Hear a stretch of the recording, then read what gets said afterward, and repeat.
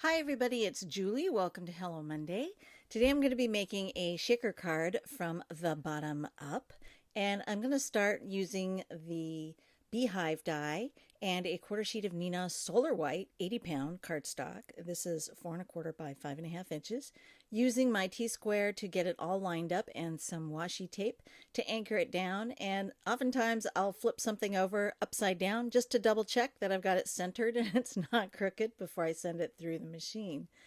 Now I am going to add some ink blending, and I started off with Tiara, and then I'm going to deepen the color towards the outer edges using Sauna.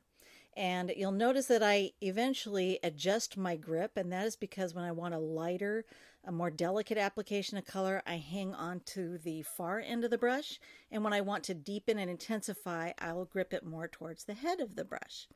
Once I have all of that done, I'm going to pop it into my Mini Misti here. There's a sentiment I want to heat emboss on this little beehive there. And I'm going to prep the surface of the paper with an anti-static pouch because I want the embossing powder just to stick where the Versamark gets stamped. And I used a soft brush to just flick off all the excess, which helps reduce contamination of the anti-static powder ending up in my Versamark ink pad and neutralizing it.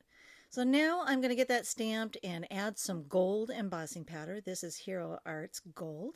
Preheat my heat gun for about 30 seconds, and then you can see why I left some white space there, which helps bring the eye towards that sentiment and makes it pop a little bit more on the beehive. So I also heat embossed with the Hero Arts Gold powder onto a scrap of watercolor paper. That's Canson XL, 140 pound. And then I'm just going to very quickly watercolor my bee here using some Zig Clean Color Real brush markers. And it's a tiny bee, so I didn't want to get too crazy. I decided it was better to apply some strokes of color from the brushes onto my media mat here. That's by Waffle Flower. And it's just a nice way to make a quick palette and lift the color up with my Pentel Aquash brush to do my watercoloring. And there, isn't she cute? I'm letting her dry just a little bit, and then I'm going to come back in and grab some of this scarlet red color to do her cheeks. So it's just a little bit blended there with some of that orange marker just to get a kind of rosy cheeks. I think she looks really cute with rosy cheeks.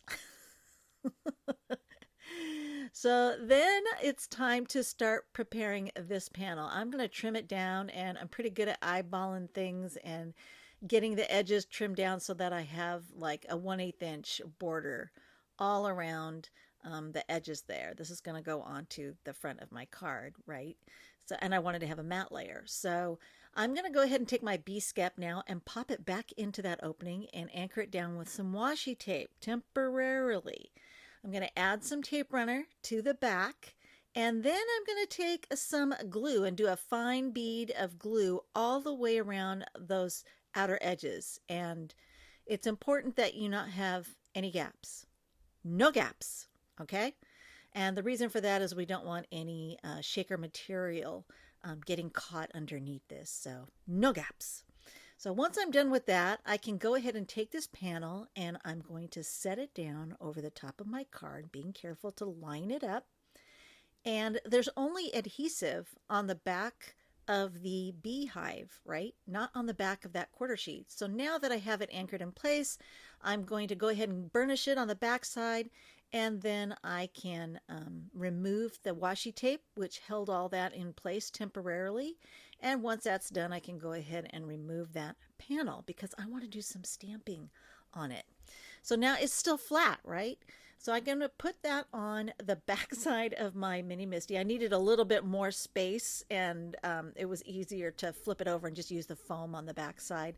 And I'm going to mount that honeycomb image to an acrylic block and ink up with some Sauna. And then I'm going to use a little bit of contrasting color for the filler. This is the coral color. And I'm stamping it first generation and then huffing on it a second time to get a softer impression. So I'm just re-moistening by doing that hot breath. Then I'll clean it off because I need to change colors, and I'm going to go ahead and grab that tiara color and go ahead and just do a couple more of those open honeycomb images. I don't want to fill the whole thing in. I really like how it looks kind of confetti-ish that way. Now I've got some foam tape that I've put all the way around the perimeter of my B-skep, and because I had the B-skep mounted, I knew exactly where that foam tape needed to go and where it would be concealed when I get the top layer put on. But one last effort to prevent the confetti and stuff from getting caught up against any residual adhesive from those foam pieces, I use some anti-static powder and just brush that around the perimeter inside just to neutralize any sticky stuff. And then I'm going to grab some honeycomb images. I use the honeycomb background builder die to make the filler for my shaker bits. So I'm just going to go ahead and take 3 of these. Yes, I'm very strategic about it. Odd numbers make the eye happy. But I wanted to have a couple of them stay in place while the others kind of shifted and moved around in there. So I'm just going to use those really awesome thin adhesive squares. Scrapbook Adhesive makes them, and I love those things. They have little tiny ones, and then they have bigger ones. And they're perfect for something like this because they're not as tall as the strips of tape that I've got around the perimeter.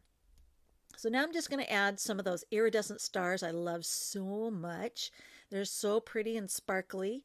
And get those dumped into the center there. You don't want to overfill that space, otherwise you won't be able to see what it says on the inside.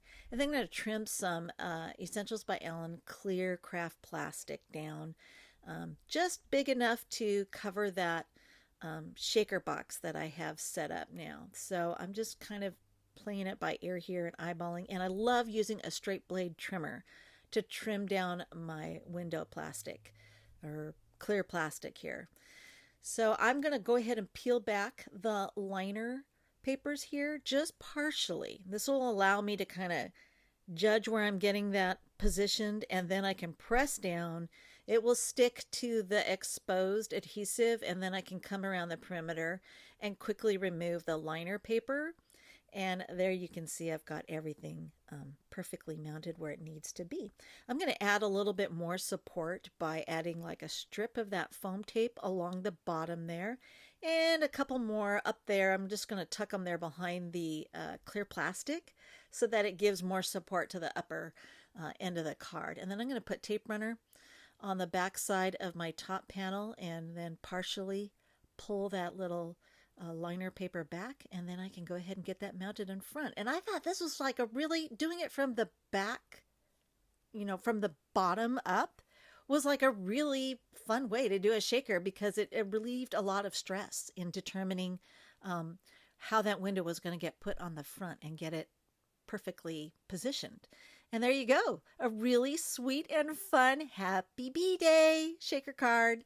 I hope this inspires you to give shaker cards a try going backwards and from the bottom up. Thanks for watching.